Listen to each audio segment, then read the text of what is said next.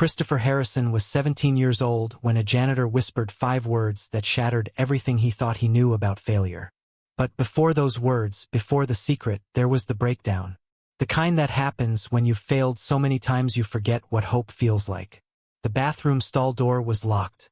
Christopher sat on the closed toilet lid, knees pulled to his chest, phone clutched in his shaking hand, staring at the email that had just arrived. Exam results. 42%. Fail. Final warning before academic review. His father's number glowed on the screen. 17 missed calls. He couldn't breathe. The panic attack hit like it always did. Chest crushing inward, vision tunneling, the fluorescent lights above turning into white-hot daggers. His hands were numb. His throat closed. The same feeling that had haunted him since the night his mother died. Since he'd stood in a hospital room too quiet and too sterile, watching the only person who understood him slip away. This is it. He's going to disown me. I'm going to lose everything. The bathroom door creaked open. Footsteps. Slow. Deliberate. Then a voice, low, gentle, older. Son, I know you're in there. Christopher went rigid. I'm not a teacher, the voice continued. I'm just the man who cleans these floors. But I've been watching you for 2 months. And I need to tell you something before you do something you can't take back. Christopher's breath hitched. You're not failing because you're stupid, the voice said quietly. You're failing because no one ever taught you how to fight a battle you can't see. Silence. If you open this door, I'll teach you what they don't teach in classrooms. What I learned when I lost everything. A secret that saved my life, and it'll save yours. Christopher's hand trembled on the lock. But if you don't, the voice said, you'll walk out of here believing the lie, that you're broken, that you're not enough, and that lie will kill you slower than any exam ever could. The footsteps retreated. Christopher sat frozen, tears streaming down his face, staring at the locked door. 5 seconds passed. 10. Then he stood, unlocked the door, and stepped out into the empty bathroom. A man stood by the sinks. Older, late 50s, wearing a Navy maintenance uniform, name badge reading Vaughan. Tall and lean with the kind of strength that came from decades of physical work. His dark skin was smooth except for the lines around kind, watchful eyes. Eyes that had seen too much but somehow hadn't gone hard. His hands, broad and calloused, moved with unexpected grace as he turned off the faucet. Alan Vaughan, the janitor everyone ignored. Why me? Christopher's voice cracked. You don't even know me. Alan dried his hands slowly, deliberately. I know what it looks like when someone's drowning on dry land, he said quietly. I know because I drowned for 30 years. He paused. And I know what it takes to come back from that. Christopher, tall for 17, lean bordering on too thin, with dark hair falling across his forehead and blue eyes holding too much exhaustion, felt something crack in his chest. I've had 3 tutors, he whispered. The best money can buy. I still fail. Every single time. Because they taught you what to learn, Alan said. Not how to think when your brain is screaming at you to run. He pulled a small card from his pocket and handed it to Christopher. On it, written in neat handwriting, you're not fighting the exam. You're fighting the fear. Learn the difference. Meet me tomorrow, Alan said. 6 a.m. East Corridor Service Stairwell. I'll show you what I learned when I had a full scholarship to Vanderbilt and lost everything anyway. Christopher's eyes widened. You went to Vanderbilt? For 2 years. Engineering. Full ride. First person in my family to go to college. Alan's voice didn't waver, but something flickered in his eyes. Old grief, old rage, old acceptance. Then my mother had a stroke. No insurance. No savings. I came home to take care of her. Thought it'd be 1 semester. What happened? 30 years happened. Alan's jaw tightened. Bills. Family. Survival. The world told me I was done. I believed it for longer than I should have. But I learned something in those 3 decades of failure that no classroom ever taught me. What? Alan met his eyes. That the strongest people aren't the ones who never fall. They're the ones who learn how to stand back up when their legs are shaking. He turned to leave, then paused at the door. Your father called the school 4 times today. Headmaster Pemberton is in his office right now, probably writing your dismissal letter. Alan's voice softened. You have 3 weeks until your final exam. 3 weeks to prove everyone wrong, including yourself. And if I can't, then you'll fail. But at least you'll fail knowing you fought back instead of just giving up. The door swung closed.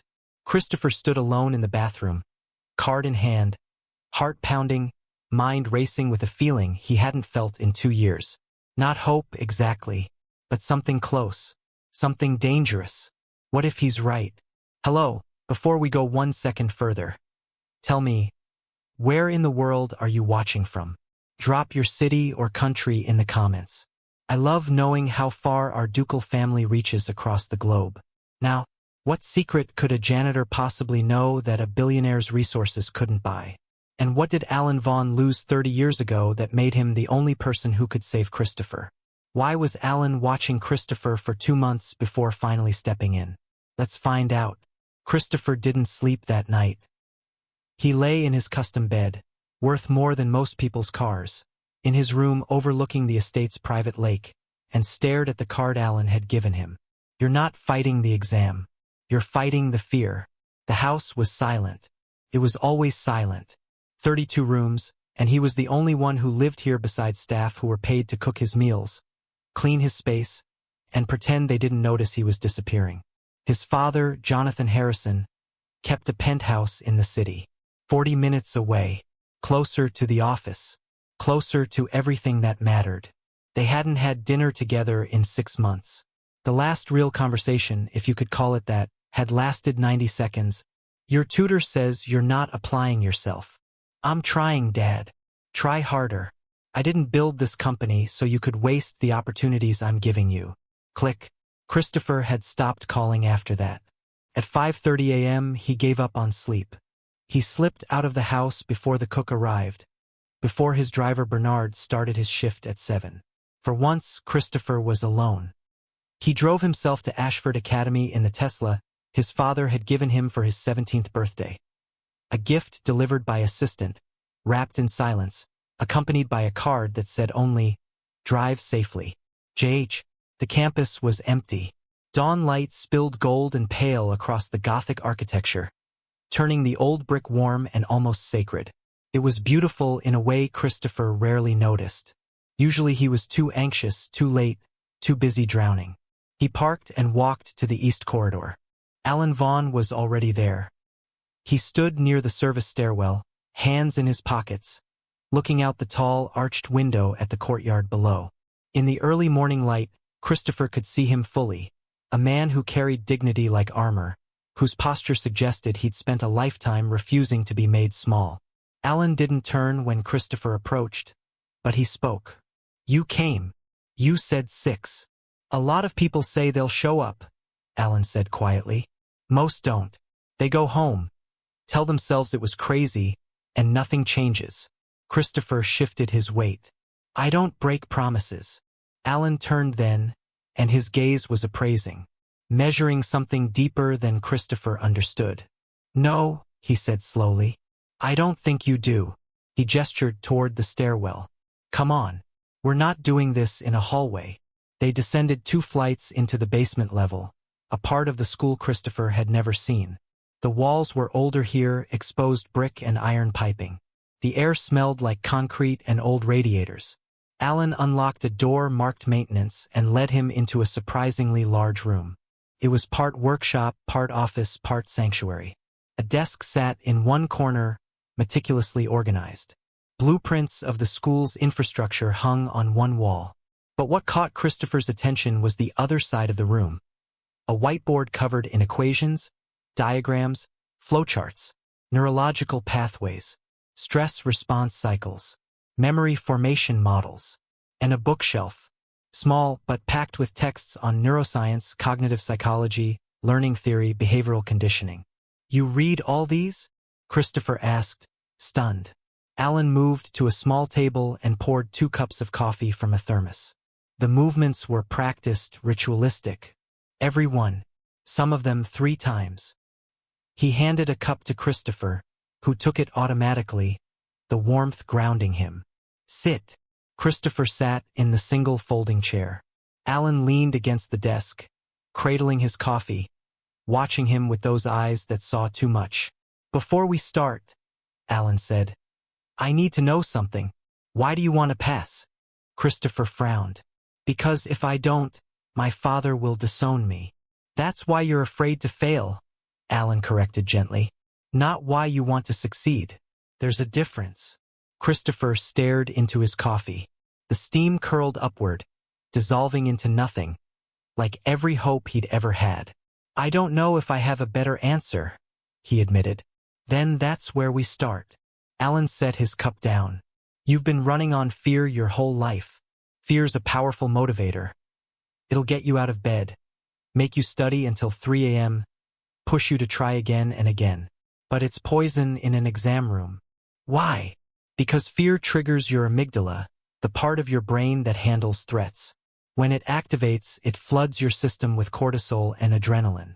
Your prefrontal cortex, the part that handles complex thinking, memory recall, problem solving, it shuts down. Literally. Your body is trying to save you from a lion, but all you're facing is a piece of paper. Christopher looked up sharply. How do you know all this? Because I lived it. Alan's voice went quiet, weighted with memory. And because when I lost everything, I had to understand why. Why I could ace every assignment at Vanderbilt but fall apart during finals. Why I was brilliant in my dorm room but average in the exam hall. He moved to the whiteboard, picked up a marker. I grew up in South Memphis, he said, drawing as he spoke. A timeline, a life mapped in milestones and tragedies. Youngest of 4. My daddy died when I was 9. Heart attack. No warning. Mama worked 2 jobs, cleaning offices at night, serving lunch at a diner during the day. It still wasn't enough. Alan's hand paused on the board. By the time I was 14, I was the only one still in school. My brothers dropped out to work construction. My sister got pregnant at 16, married a man who left her with 3 kids before she turned 25. But you made it out, Christopher said quietly. I was good at school. Really good. Teachers noticed. One of them, Mrs. Patterson, I'll never forget her. She helped me apply to colleges. When Vanderbilt offered a full scholarship for engineering, she cried harder than my mama. Alan smiled faintly at the memory, then the smile faded. I was going to be the one who changed everything. The one who proved we weren't just statistics. I studied like my life depended on it because it did. First semester I had a 3.9 GPA. Second semester, 4.0. So what happened? Sophomore year, October 14th. Alan's voice went flat.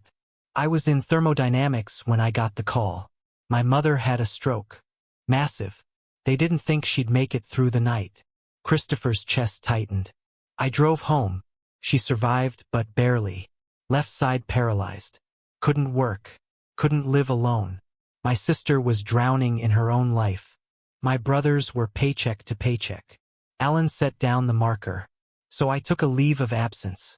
Just 1 semester, I told myself. Get mama stable, get systems in place, then go back. But you didn't. No. The single word carried 30 years of grief. Medical bills, rent, food, physical therapy that insurance wouldn't cover. I got a job doing maintenance at a hospital. Then a second job. The semester ended. I didn't re-enroll. I told myself next year. Then the year after. Then, he shook his head. Then it had been 10 years and I was 30 years old, and the world had decided who I was. But you kept studying, Christopher said, gesturing to the books. I couldn't stop. Alan's eyes met his. Learning was the only thing that kept me alive. I'd work my shifts, come home to take care of mama, and then I'd read. Neuroscience, psychology, education theory.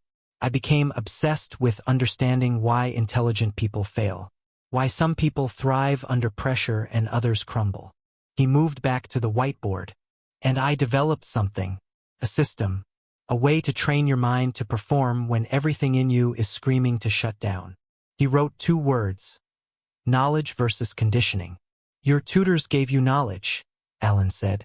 They filled your head with facts, formulas, strategies. But nobody conditioned your mind. Nobody taught your nervous system that an exam room isn't a life-or-death situation. Nobody showed you how to override fear. Christopher leaned forward. How do you do that? The same way you'd train for any performance.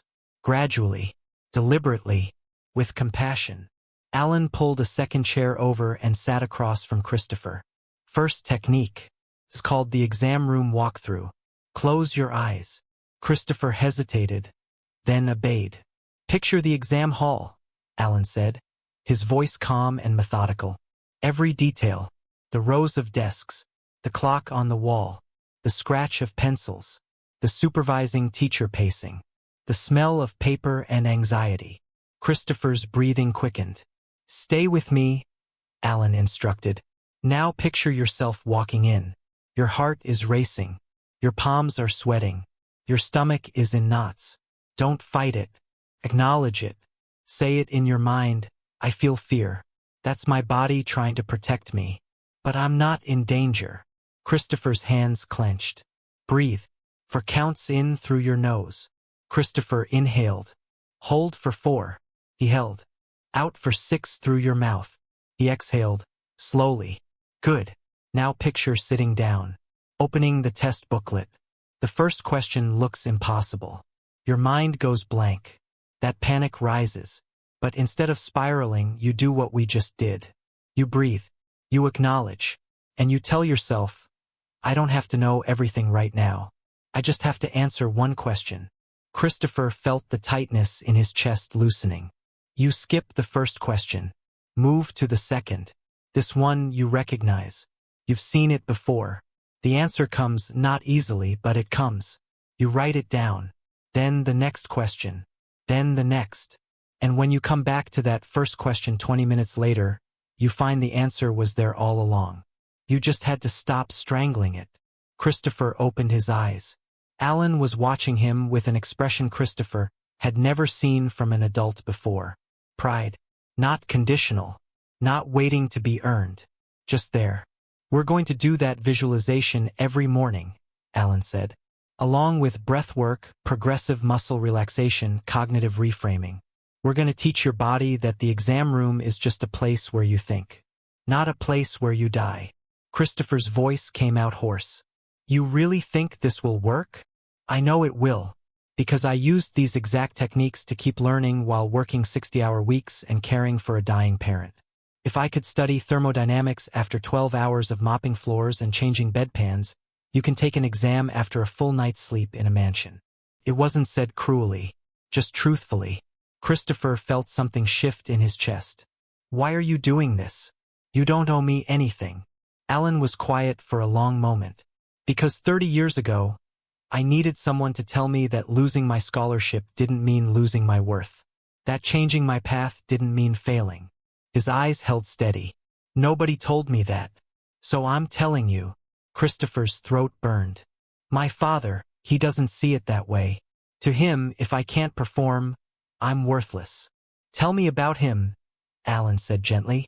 Christopher's hands tightened around his coffee cup. He's not cruel. He's just absent. Since my mom died, it's like he can't look at me. I have her eyes, her smile. I think it hurts him. So he stays away and leaves you alone. I'm used to it. Being used to pain doesn't mean it doesn't hurt. The words cracked something open in Christopher. He built everything from nothing, Christopher continued, voice shaking. Single patent. Turned it into a Fortune 500 company. He's brilliant, ruthless. Everyone respects him. And I'm the son who can't even pass high school exams. You're the son who's been carrying grief and abandonment and impossible expectations while your brain is wired for anxiety. Alan corrected firmly. That's not weakness. That's surviving a war nobody acknowledges you're fighting. Christopher looked at this man, this janitor the world had discarded, and felt seen for the first time since his mother died. I don't want to fail, he whispered. Then we won't let you. Alan stood, extending his hand. 3 weeks. Every morning. 6 a.m. I'll teach you everything I know. But you have to trust me. And you have to trust yourself. Christopher stood and shook his hand. Okay. Okay. Alan smiled, warm, genuine, full of a hope Christopher desperately wanted to believe in. Now go to class. Tonight, practice the breathing technique. 20 minutes. When your mind wanders, just bring it back. No judgment. Just return. Christopher nodded and turned to leave. Christopher. He looked back. You're not broken, Alan said quietly. You're just fighting alone. Now you're not. Christopher walked out of that basement room with tears on his face and something fragile and dangerous blooming in his chest. Hope. The training was nothing like Christopher expected. He'd thought there would be books, formulas, study techniques. Instead, Alan made him sit in silence for 20 minutes, focusing only on his breathing. In for 4. Hold for 4. Out for 6. Alan instructed. When your mind wanders, bring it back. No judgment. Just return. It sounded simple. It was agony. Christopher's thoughts raced, scattered, panic-edged. I'm wasting time. I should be studying. This is ridiculous. What if this doesn't work? What if I fail again? What will Father say? Where'd you go? Alan's voice cut through gently.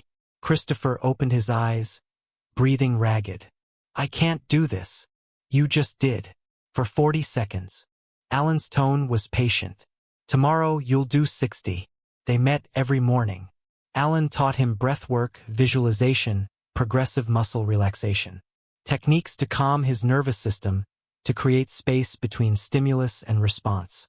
Your body doesn't know the difference between a real threat and an exam, Alan explained one morning. It just knows danger.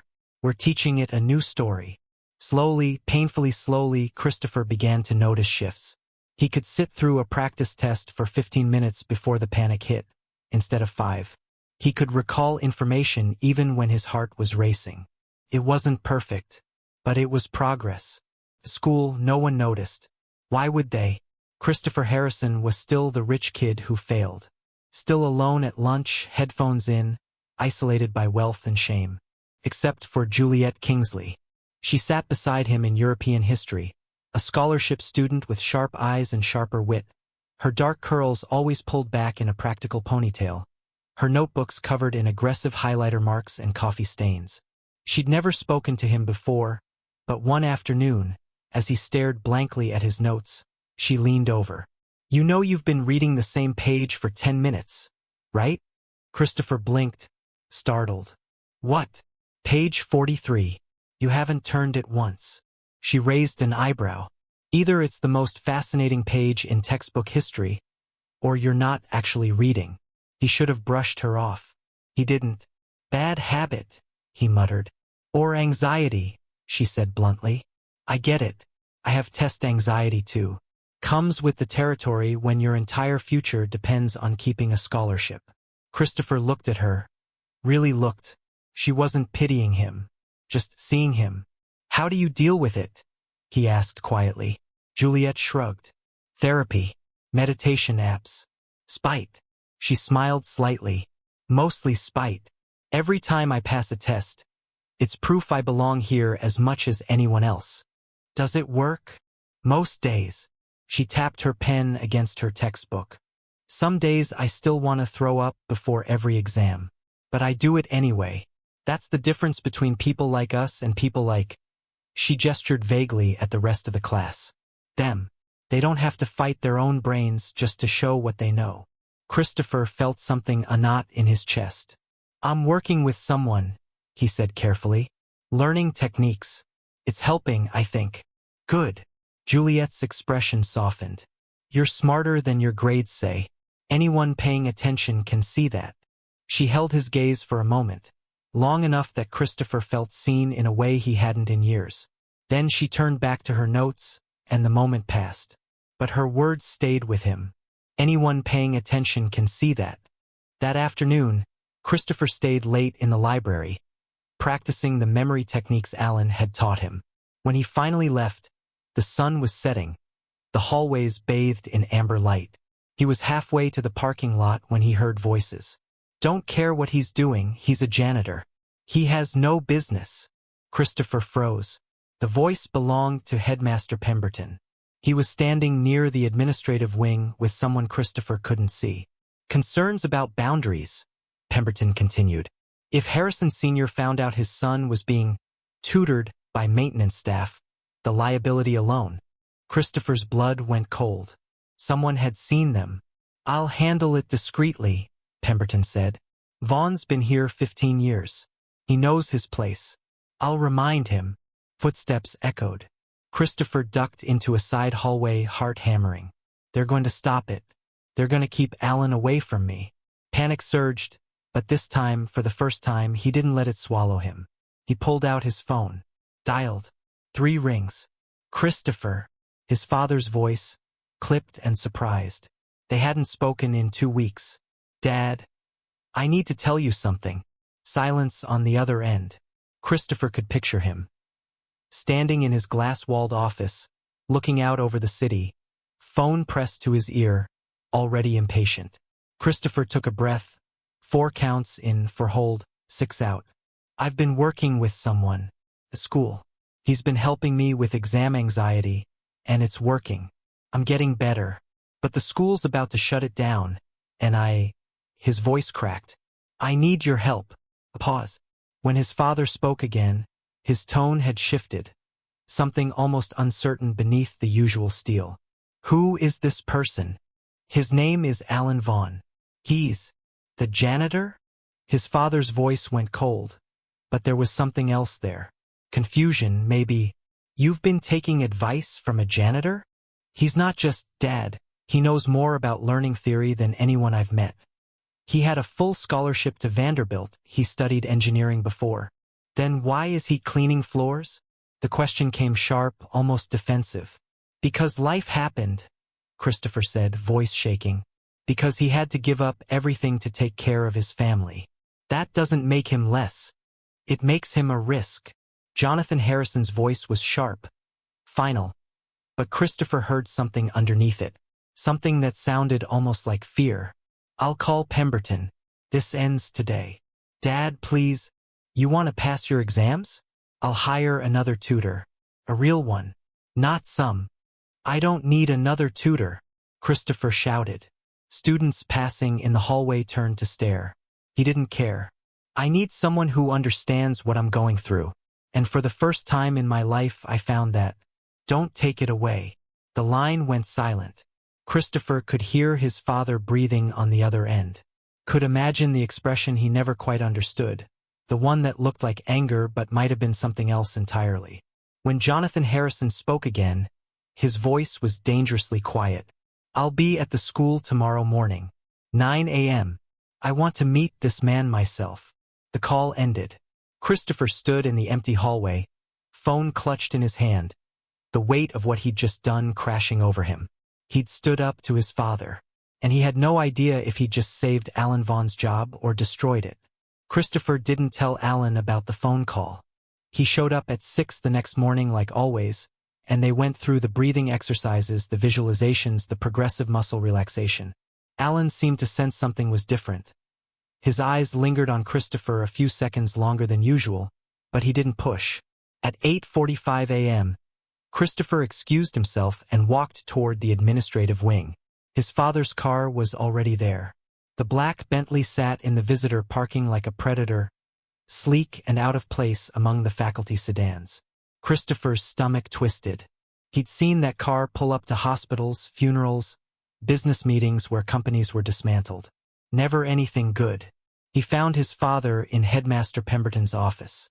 Jonathan Harrison stood by the window, hands clasped behind his back, looking every inch the man who'd built a Fortune 500 company from a single patent and ruthless determination.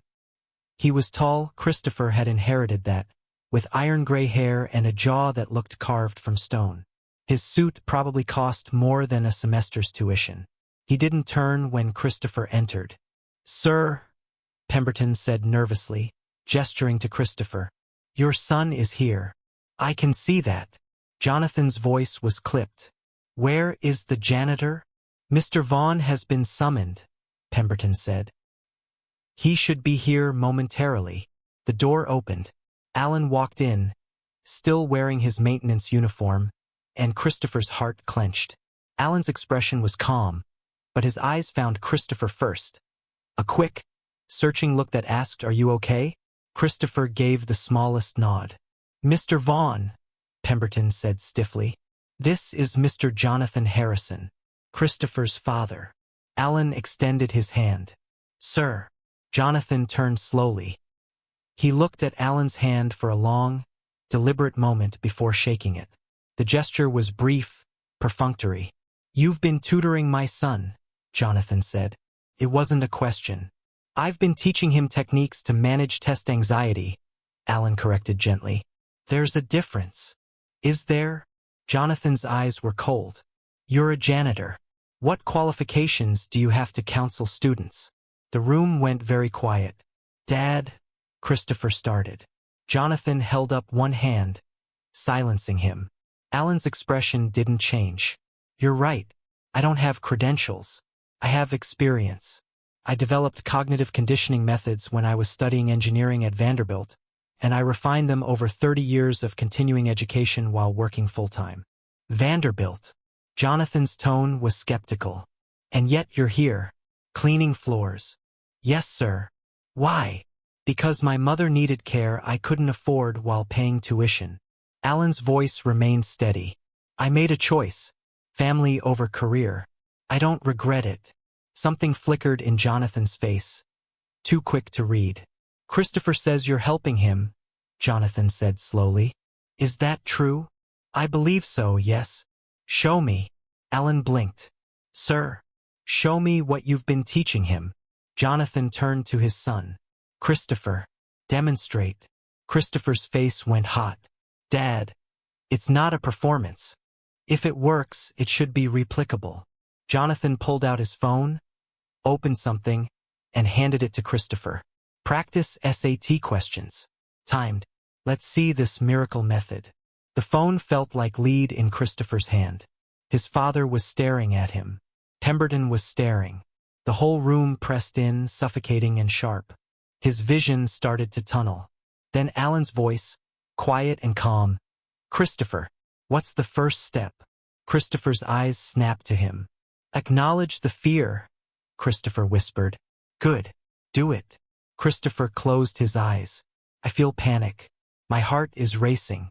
That's my body trying to protect me. But I'm not in danger." Second step. Breathe. Christopher inhaled 4 counts. Held 4 counts. Exhaled 6 counts. The edges of his vision cleared. He looked down at the phone. First question. A geometry problem. His mind, which would have gone blank 2 weeks ago, clicked into focus. He knew this. He worked through the problem methodically, showing his work on a piece of paper Pemberton slid across the desk. Then the next question. Then the next. 5 questions in 8 minutes. When he looked up, his father was watching him with an expression Christopher had never seen before. "You got them all correct," Jonathan said quietly. Christopher's hands were shaking. "Alan taught me how." Jonathan looked at Alan for a long moment. "What else have you taught him?"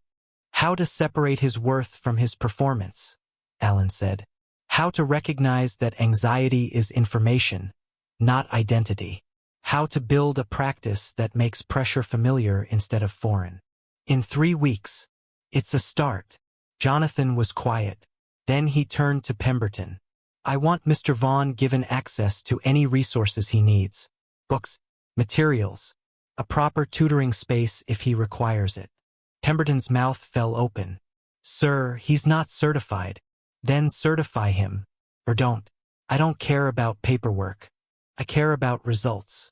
Jonathan's voice was steel. "My son has shown more progress in 3 weeks with this man than in 3 years with certified tutors. That tells me something." He looked at Alan. "You'll continue working with Christopher?" "If he wants me to," Alan said carefully. "I do," Christopher said immediately. Jonathan nodded once. "Then it's settled." He checked his watch. "I have a meeting in the city. Christopher will speak tonight." He walked toward the door, then paused. "Mr. Vaughan." Alan turned. "Thank you," Jonathan said stiffly, "for seeing what I missed." And then he was gone. The office fell into stunned silence. Pemberton looked like he'd swallowed something sour. Well, I suppose that's resolved. Christopher turned to Alan, something fierce and bright burning in his chest. You didn't have to do that. Stand there and let him interrogate you. Yes, I did, Alan said simply. Because you stood up for me first. That took courage. I thought he was going to fire you. So did I. Alan smiled faintly. Your father's a hard man, but he's not a stupid one. He knows quality when he sees it, even when it doesn't come in the package he expected. Christopher felt something loosen in his chest, something that had been clenched tight for years. For the first time, he thought maybe, just maybe, things could be different. But he didn't know the storm that was coming. The next 2 weeks were the best of Christopher's life. Alan continued their early morning sessions, but now they had a proper room, a small study space Pemberton had grudgingly arranged. Christopher's progress was undeniable. He could sit through full practice exams without spiraling. His recall improved. His confidence grew. Juliet noticed. You're different, she said one afternoon in the library. They'd started studying together, her idea, surprisingly. Less haunted. Christopher smiled. Is that a compliment? It's an observation. She leaned back in her chair, studying him. What changed? I found someone who believed I could do it, he said simply. Your janitor friend. His name is Alan. I know. Juliet's expression was thoughtful. People are talking, about your dad basically forcing the school to let him keep tutoring you. Some of the faculty aren't happy. Why not? Because it challenges their whole worldview, she said. That credentials matter more than competence. That someone in a maintenance uniform couldn't possibly have something valuable to teach. She shook her head. It's classist bullshit, but it's deeply ingrained. Christopher's jaw tightened. Alan's brilliant. He knows more about cognitive science than half the faculty. I believe you. Juliet reached across the table and squeezed his hand briefly. But be careful. People don't like having their assumptions challenged. They push back. She had no idea how right she was. 3 days before the exam, Christopher stayed late for an extra session with Alan. They were working through a particularly difficult calculus problem when the door opened. Headmaster Pemberton stepped inside, followed by 2 people Christopher didn't recognize. A man and a woman in business attire, carrying briefcases. Mr. Vaughan, Pemberton said, his voice tight. These are investigators from the State Board of Education. Alan stood slowly. What's this about? The woman stepped forward. We've received a complaint that you've been providing unlicensed educational services to students. In the state of Connecticut, anyone providing private tutoring for compensation must be certified or working under the supervision of a certified educator. I'm not receiving compensation, Alan said calmly. Nevertheless, the concern has been raised that you're operating outside appropriate boundaries. She opened her briefcase and pulled out a document. We need to ask you some questions. Christopher's stomach dropped. This is ridiculous. He's helping me. Mr. Harrison, please wait outside, the male investigator said. No. Christopher's voice was firm. Whatever you're accusing him of, I have a right to hear it. Pemberton's face reddened. Christopher, who filed the complaint? Alan asked quietly. The woman hesitated. That information is confidential. Let me guess, Alan said. Someone on the faculty. Someone who didn't appreciate a janitor being given access to teaching resources. The silence confirmed it. Christopher felt rage building in his chest. This is retaliation. Pure and simple. This is protocol, the woman said coolly. Mr. Vaughan, have you been meeting one-on-one with students in unsupervised settings? I've been meeting with Christopher in the morning, yes. In a room provided by the school. Have you accepted any payment or gifts? No. Have you represented yourself as a qualified tutor or counselor? I've represented myself as someone who developed personal strategies for managing academic stress. Nothing more. The questions continued, each one designed to find some violation, some misstep. Christopher watched Alan answer each one with patient dignity, and something inside him cracked. They were trying to destroy the one person who'd actually helped him. After 20 minutes, the investigators left, saying they'd deliver their findings within 48 hours. Pemberton lingered.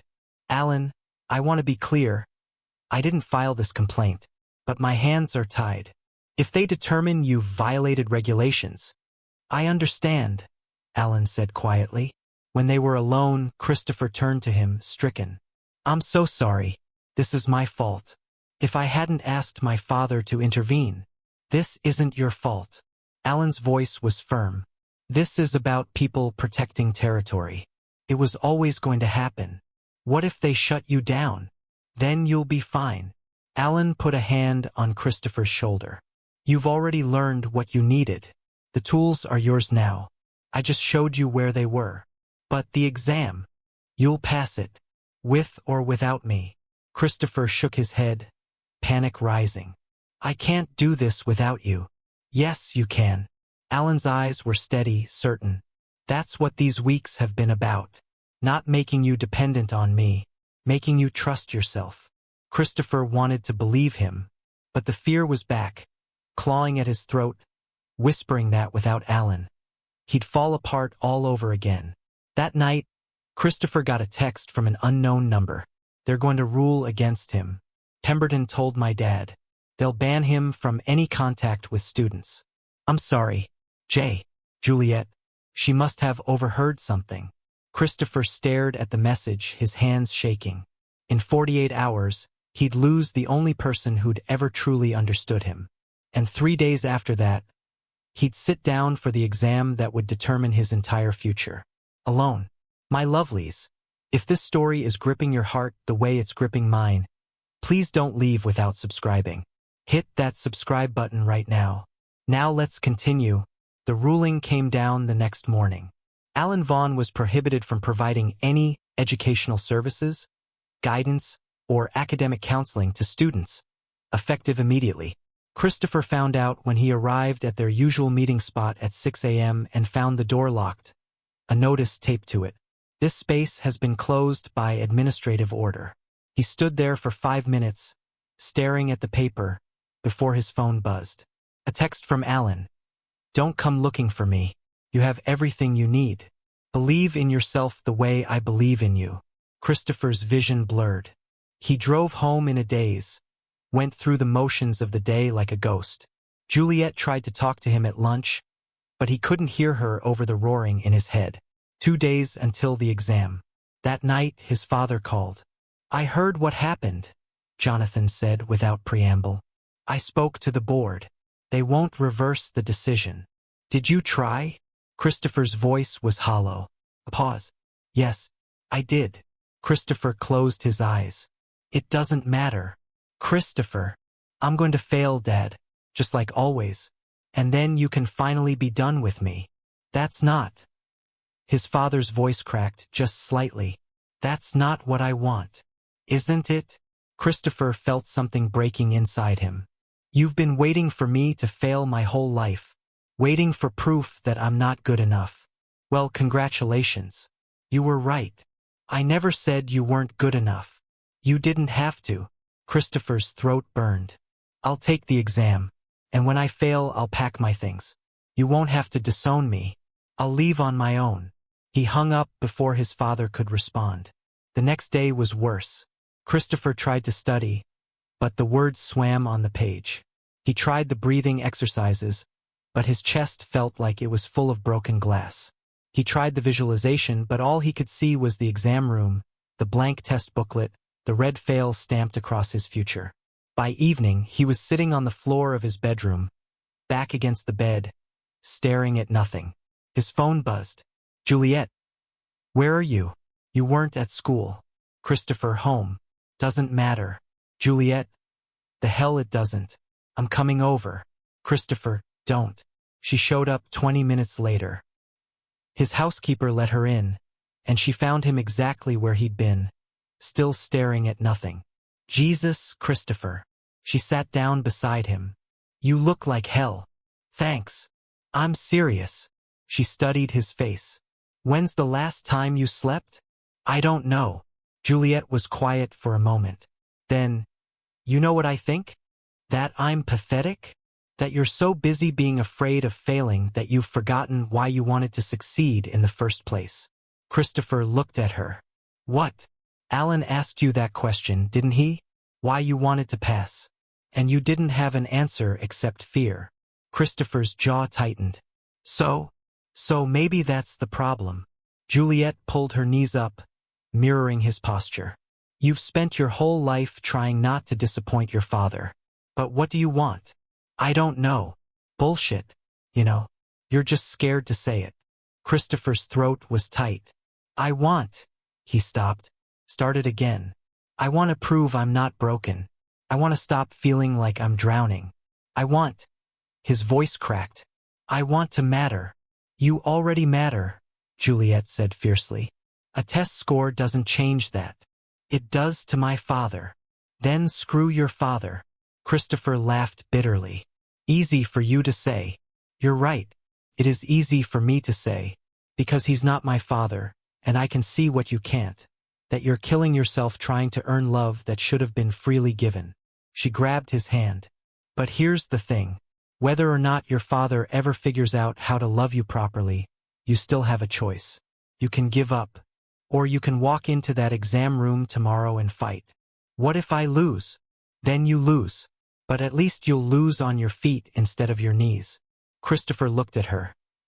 This fierce, brilliant girl who barely knew him but showed up anyway. Why do you care? He asked quietly. Because I know what it's like to feel like you don't belong. And I know what it's like when someone finally sees you. She squeezed his hand. Alan saw you. I see you. Now you need to see yourself. She stayed until midnight, quizzing him on formulas, making him laugh despite everything, reminding him that he wasn't alone. When she left, Christopher sat in the silence of his enormous empty house and made a decision. He'd take the exam. Not for his father. Not to avoid disownment. But because Alan had given him a gift belief, and throwing it away would be the real failure. He didn't sleep that night. But when dawn came, he was ready. The exam hall was exactly as he'd visualized it. Rows of desks. The large clock on the wall. The proctor, a severe woman named Mrs. Sheffield, standing at the front with a stack of test booklets. Christopher took his seat. Around him, other students whispered nervously, shuffled papers, cracked knuckles. His heart was pounding. I feel fear. That's my body trying to protect me. But I'm not in danger. He breathed. 4 in. 4 hold. 6 out. Mrs. Sheffield began distributing the booklets. You have 2 hours. No talking. No phones. No leaving until you've finished or time is called. The booklet landed on Christopher's desk. He stared at it. This is just a place where I think. You may begin. The room filled with the sound of pages turning, pencils scratching. Christopher opened the booklet. The first question was chemistry. His mind went blank. Panic surged. This is it. I don't know it. I'm going to fail.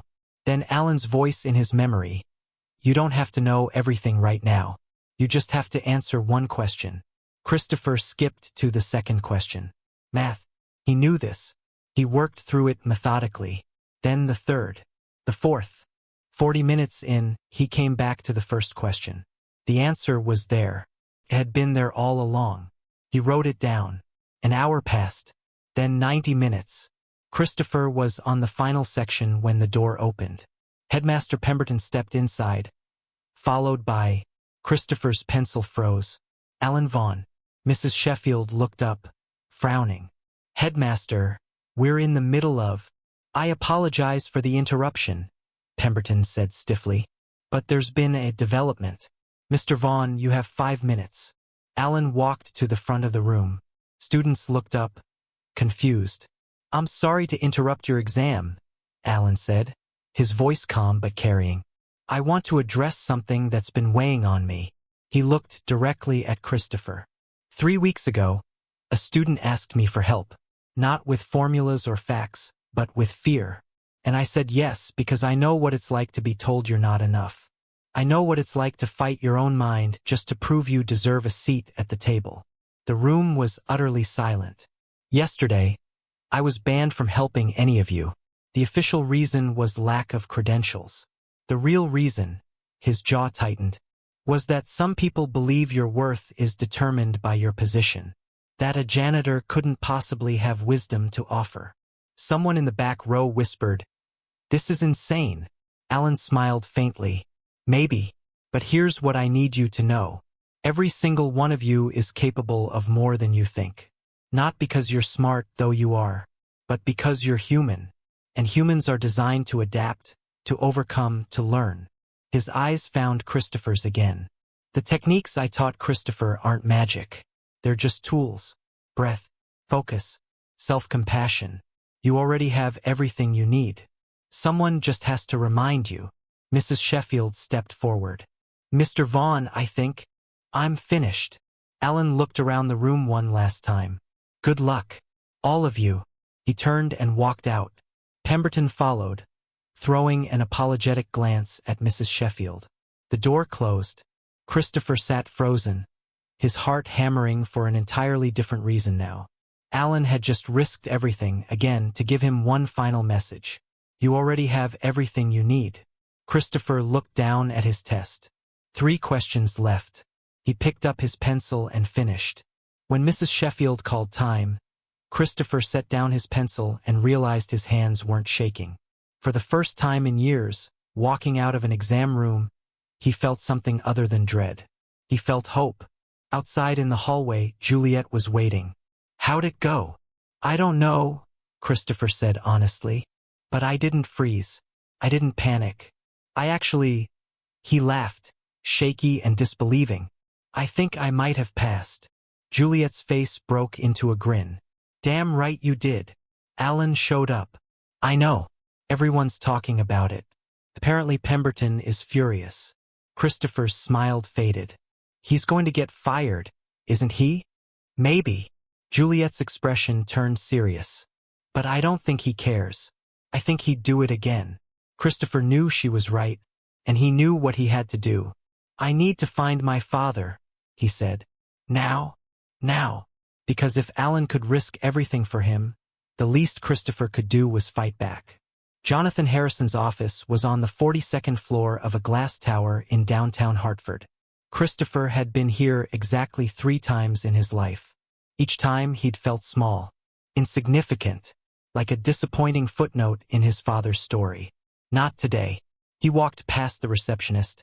"Sir, you can't just," and pushed open the double doors to his father's office. Jonathan was on a conference call. He looked up, startled, and held up one finger. Christopher shook his head. "Hang up." His father's eyes widened. "I'll call you back," he said into the phone, and disconnected. "Christopher, what?" "Alan Vaughan is going to lose his job because of me," Christopher said, voice shaking. "Because he helped me. Because you made the school let him help me, and people got angry, and now he's paying the price." Jonathan stood slowly. "I'm aware of the situation." "Are you?" Christopher stepped forward. "Are you aware that he sacrificed his future once already to take care of his family? Are you aware that he's brilliant, actually brilliant, and he's been wasting his potential for 30 years because the world didn't give him a second chance?" "Christopher, are you aware?" Christopher continued, voice breaking, "that he's the only person who's ever looked at me and seen something other than a disappointment?" The words hung in the air. Jonathan's face went pale. "You think I see you as a disappointment? I know you do. You're wrong." His father's voice was hoarse. "You're so wrong." Christopher laughed bitterly. "Then why does every conversation we have revolve around my failures? Why do you look at me like you're waiting for me to prove I'm worth keeping?" "Because I don't know what else to do." Jonathan's composure cracked. I don't know how to talk to you, Christopher. I never have. Your mother, she was the bridge between us. She knew how to translate me to you and you to me, and when she died," his voice broke. Christopher froze. "When she died," Jonathan continued, "I lost the only person who made me human, and I looked at you, and I saw her eyes, her expressions, and it hurt. So I buried myself in work because that I understood. But you," he shook his head, "you needed a father, and all I knew how to be was a CEO. Tears were streaming down Christopher's face. You never told me that. I know. I should have. Jonathan moved around the desk. I pushed you because I thought that's what you needed. Standards. Structure. But all I did was make you afraid of me. I'm not afraid of you, Christopher whispered. I'm afraid of not being enough for you. You've always been enough. Jonathan's voice cracked. I'm the one who wasn't enough. Not for your mother. Not for you. They stood there, two broken people finally saying the things that should have been said years ago. Alan Vaughan saw what I couldn't, Jonathan said quietly. That you didn't need more pressure. You needed someone to believe in you without conditions. He paused. I called the board this morning. Told them if they terminate him, I'll pull my endowment from the school and make sure every major donor knows why. Christopher's breath caught. What? I also offered him a job. What? Jonathan almost smiled. Director of Student Wellness and Academic Conditioning. 6-figure salary. Full benefits. He'll develop programming for students struggling with anxiety, learning differences, test stress. All the things schools ignore because they don't fit on a standardized test. Christopher couldn't speak. He hasn't accepted yet, Jonathan said. But I made it clear the offer stands regardless of whether you pass your exam. Because what he's developed is valuable. And people like him, people who've lived through adversity and come out wise instead of bitter, are rare. Dad. I'm sorry, Christopher. Jonathan's eyes were red. For every time I made you feel like you had to earn my love. You never did. You had it the moment you were born. I just didn't know how to show it. Christopher crossed the space between them and hugged his father. Jonathan went rigid for a moment. Then his arms came up, tentative and uncertain, and held his son for the first time in years. They stood like that for a long time. When they finally pulled apart, Jonathan cleared his throat roughly. So, think you passed? Christopher laughed, watery and overwhelmed. I don't know. Maybe. Either way, his father said. I'm proud of you. The words Christopher had spent 17 years waiting to hear. 3 days later, the results were posted. Christopher stood in front of the board. Juliet beside him, heart in his throat. He found his name. Christopher Harrison, 89%. Pass. Holy shit, Juliet breathed. You did it. Christopher stared at the number, disbelieving. I did it. You did it. Juliet threw her arms around him, and he hugged her back, laughing. When he looked up, Alan was standing at the end of the hallway. Christopher ran. He didn't care who was watching. He ran down the corridor and nearly crashed into Alan, who caught him with steady hands. You passed, Alan said, smiling. I passed. Christopher was crying and laughing at the same time. I actually passed. I never doubted it. My father offered you a job. He did. Are you going to take it? Alan was quiet for a moment. I spent 30 years believing my chance was over, that I'd made my choice and had to live with it. But maybe, he looked at Christopher, maybe it's not about getting your old dream back. Maybe it's about building a new one. Is that a yes? Alan smiled. That's a yes. Christopher hugged him again. This man who'd given him back his future. Thank you, Christopher whispered, for everything. You did the work, Alan said. I just reminded you that you could. 6 months later, Christopher walked through the halls of Ashford Academy and barely recognized it. The basement maintenance room where he'd first trained with Alan was now the Wellness and Academic Success Center. A bright, welcoming space with comfortable chairs, whiteboards covered in cognitive strategies, and a small library of books on learning theory and mental health. Alan's office was in the back, and through the glass wall, Christopher could see him working with a freshman girl who looked terrified. Alan was talking quietly, his hands demonstrating the breathing technique Christopher knew by heart. The girl tried it. Her shoulders dropped slightly. Alan smiled. Christopher knocked on the doorframe. Alan looked up and waved him in. Christopher, he said warmly, how's university treating you? It's good. Christopher had started at Yale in the fall. Not because his father demanded it, but because he'd actually wanted to go. I'm taking a psychology class. Professor mentioned cognitive behavioral therapy. and I basically taught half the lecture from what you taught me. Alan laughed. I doubt that. I'm serious. Everyone was taking notes. The freshman girl looked between them curiously. Sarah, this is Christopher Harrison, Alan said. He was my first student here. Did you have test anxiety too? Sarah asked shyly. Panic attacks, Christopher said. Couldn't make it through an exam without freezing up. Alan taught me how to manage it. Does it really work? I'm at Yale, Christopher said simply. So yeah, it works. Hope flickered in Sarah's eyes. Alan stood. Sarah, practice what we discussed. 20 minutes a day. We'll meet again Thursday. She nodded and left, looking less terrified than when she'd arrived. When she was gone, Alan turned to Christopher. So what brings you back? Just visiting. Actually, I wanted to show you something. Christopher pulled out his phone and opened an email. I'm starting a student organization, Mental Health and Academic Success Alliance. We're going to provide peer support for students dealing with anxiety, learning differences, all of it.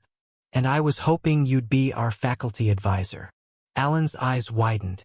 Christopher, you changed my life, Christopher said. I want to help change other people's. But I need you. Alan smiled, slow and proud. I'd be honored. They shook hands. Then Alan pulled him into a hug. Your father know about this? Alan asked. He's funding it, Christopher said. Anonymously, of course. But yeah, we're actually talking now. Like really talking. It's not perfect, but it's better. I'm glad. The door opened again. Juliet stuck her head in. Oh good, you're both here, she said. Christopher, we're going to be late. Late for what? Alan asked. Christopher grinned. Didn't I mention? Juliet and I are presenting at a conference on student mental health. Peer perspectives on academic anxiety. It's a whole thing. He's unbearable now that he's a published student researcher, Juliet said, but she was smiling. Alan laughed. Get out of here. Go change the world. Christopher paused at the door. Hey, Alan. Yeah. Thank you. For not giving up on me when I'd given up on myself. Alan's expression softened. Thank you for reminding me that it's never too late for a second chance. That evening, Christopher drove to his father's penthouse. They had dinner every Thursday now, a standing appointment that Jonathan protected as fiercely as any board meeting. How was the school visit? Jonathan asked, pouring wine. Good. Alan's program is expanding. They're getting requests from other schools to replicate the model. I'm not surprised. It's excellent work. Jonathan paused. I spoke to the Vanderbilt Dean of Engineering last week. Christopher looked up. Why? I asked if they'd consider a mature student returning to complete his degree. Full scholarship. Part-time schedule to accommodate his work. Dad. Alan said no, of course. Said he's happy where he is. Jonathan smiled faintly. But I wanted him to know the door's open. That someone sees his worth. Christopher felt his throat tighten. That's really good, Dad. They ate in comfortable silence for a moment. Your mother would be proud of you, Jonathan said quietly. The man you're becoming. Christopher smiled. She'd be proud of you too, for finally figuring out how to be my father. I'm still learning. So am I. Jonathan raised his glass. To second chances. Christopher clinked his glass against his father's. To second chances. 1 year later, Alan Vaughan stood at a podium in front of the National Education Association conference. The auditorium was packed. I was told my story was over at 20 years old, he said, his voice carrying across the room. I believed it for 30 years, but a scared 17-year-old boy taught me something. It's never too late to begin again. In the front row, Christopher sat between his father and Juliet, watching the man who'd saved his life share his wisdom with hundreds of educators. We spend so much time measuring intelligence, Alan continued, that we forget to build resilience. We teach content but not capacity. And then we wonder why brilliant students crumble under pressure. He clicked to the next slide. A photo of his first workshop, Christopher and 5 other students sitting in a circle. These students taught me that everyone deserves someone who believes in them unconditionally. Not because of their grades, not because of their potential, but because they're human, and humans deserve to be seen. The crowd applauded. When Alan finished, Christopher met him backstage. "You were amazing," Christopher said. Alan pulled him into a hug. "We were amazing. All of this. It's because you had the courage to ask for help. And you had the courage to give it." Jonathan appeared, extending his hand to Alan. "Exceptional presentation. I've had 3 school boards ask for your contact information. Tell them to get in line," Alan said, grinning. Juliet joined them, holding her phone. "You're trending on education Twitter. #NeverTooLate. People are sharing their second chance stories." They stood together, the janitor who became a healer, the billionaire who learned to be a father, the son who learned to believe in himself, and the girl who reminded them all that worth isn't measured in degrees or dollars. For people who'd found each other in the margins and built something beautiful. "So," Juliet said, "who's buying dinner?" "I'm thinking the Yale grad who just landed a book deal." Christopher laughed. "Fine, but you're all writing testimonials for the jacket." As they walked out together into the bright afternoon, Christopher thought about the boy he'd been a year ago. Broken, terrified, convinced he'd never be enough. And he thought about the truth Alan had taught him.